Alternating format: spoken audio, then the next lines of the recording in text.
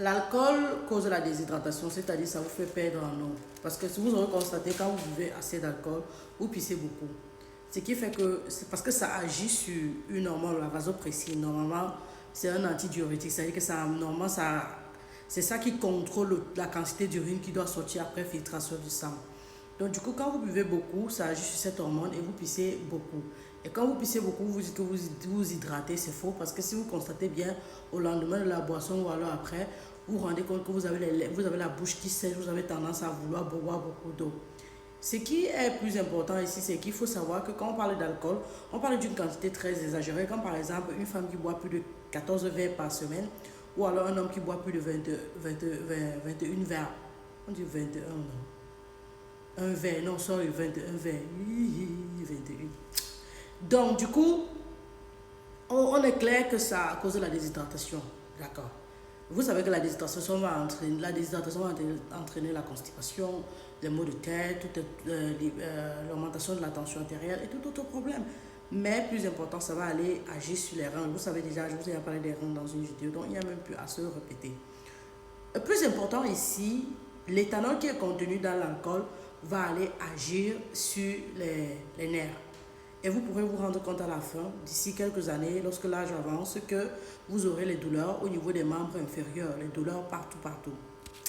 Là encore, vous allez dire, ah, avant qu'on arrive à cet âge-là, on boit d'abord. Qui boit, qui meurt, on boit.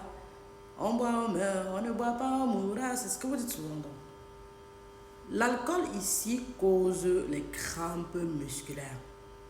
Parce que l'alcool vous vide vous fait beaucoup pisser, vous le savez déjà, en excès. Et les urines sont claires, vous pensez que c'est normal, c'est pas normal parce que ça vous vide de votre eau. Et par ailleurs, ça vous vide du potassium parfois, du sodium. C'est ces minéraux dont on a besoin. Même si on dit que le sel ou le sel ou encore sodium augmente la tension artérielle, on en a besoin. Donc ça vous vide de cela, mais au-delà de ça, ça contient d'autres substances qui vont aller agir sur les muscles. Naturellement, ça empêche le glucose et les acides aminés de faire leur rôle, c'est-à-dire de fabriquer les fibres musculaires qui vont permettre ici à vos muscles de vous maintenir debout, de vous rendre plus solide et de tenir. C'est pour cela que les sportifs ne boivent pas l'alcool. Vous aurez constaté, les footballeurs ne boivent pas l'alcool parce qu'effectivement, c'est très interdit après une activité sportive de boire l'alcool, surtout quand on fait de l'endurance, donc le football, la course et tout ce qui va avec. Mais vous, au quartier, qu'est-ce que vous faites? C'est quand vous finissez de jouer au ballon, vous finissez de faire ce que vous avez fait, que vous buvez. Après, vous venez me dire, je veux les vitamines, je me sens fatigué, mes muscles, je me sens faible. Parce que c'est l'alcool qui est le problème.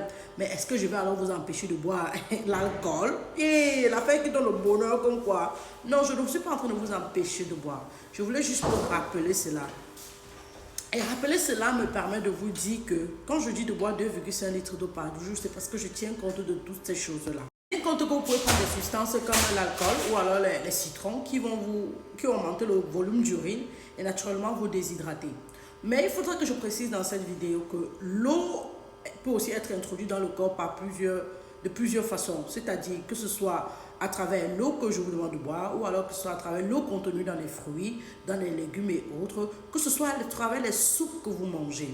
Naturellement, vous allez me dire les jus et autres, je suis d'accord, mais je vous déconseille les jus parce que non seulement vous savez ça peut vous causer le diabète et causer tout autre problème, mais les jus gazeux par exemple vont vous causer des problèmes de digestion, la dyspepsie et tout ce qui va avec, ou alors tout autre problème plus grave. Et après encore vous allez vous sentir mal, on dirait qu'on vous empêche carrément de réfléchir. Mais naturellement, si tu te dis ok, je veux vraiment un jus de fruits, tu peux prendre des oranges, 3 oranges, tu presses 4 oranges, tu suces. Si tu es diabétique ou alors tu as le diabète en famille, tu dois te rappeler que non, si tu prends plus de sucre, même à travers les fruits, ça peut aussi être un problème. Sauf si tu manges la pulpe de l'orange, ça va aller contrôler la quantité de sucre qui se trouve dans l'orange ou qui se trouve dans d'autres fruits. Donc, naturellement, tu peux te faire un smoothie avec le concombre ou avec tout autre végétal, légumes, pour contrôler la quantité de sucre et être en bonne santé.